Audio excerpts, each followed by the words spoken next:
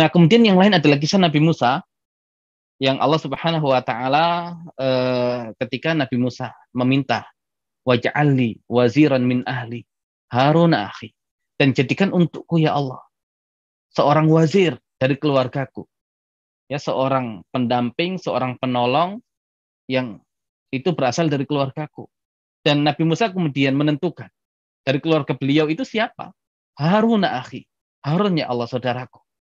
Ya, dan nanti ulama mengatakan tidak ada pemberian yang terbaik dari saudara untuk saudaranya melebihi pemberian Nabi Musa kepada Nabi Harun. Yang dengan permintaan Nabi Musa, Nabi Harun itu Allah Subhanahu wa taala angkat menjadi seorang nabi. Ya, padahal kita tahu nabi ini kedudukan yang sangat istimewa. Ya, kedudukan yang sangat tinggi.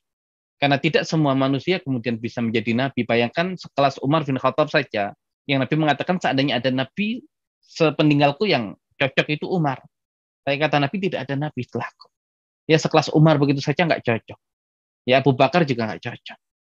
Nah, tapi kemudian Nabi Harun bisa menjadi nabi. Ya, kemudian itu adalah karena doa Nabi Musa. Nah, itu kalau kemudian kita lihat dari sisi doa Nabi Musa yang meminta agar Allah jadikan saudaranya menjadi nabi. Tapi kalau kemudian kita lihat dari sisi Allah Subhanahu wa taala Al-Wahhab, apakah gara-gara doa Nabi Musa itu mengharuskan Allah menjadikan Nabi Harun menjadi nabi? Ya tidak. Ya tidak. Jadi Nabi Musa tidak bisa kemudian memastikan saudaranya itu layak menjadi nabi, walaupun Nabi Musa meminta kepada Allah. Ya, jadi yang demikian murni pemberian dari Allah. Jadi ulama yang mengatakan pemberian yang terbaik saudara kepada saudaranya adalah pemberian Musa kepada Harun. Nah, ini sesuatu yang hanya bersifat zahir. Tapi faktanya yang ngasih Nabi Harun itu adalah Allah.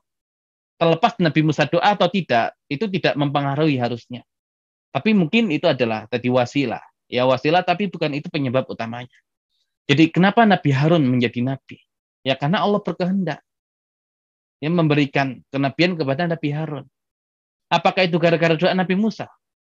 Nah, doa Nabi Musa ya menjadi salah satu wasilah.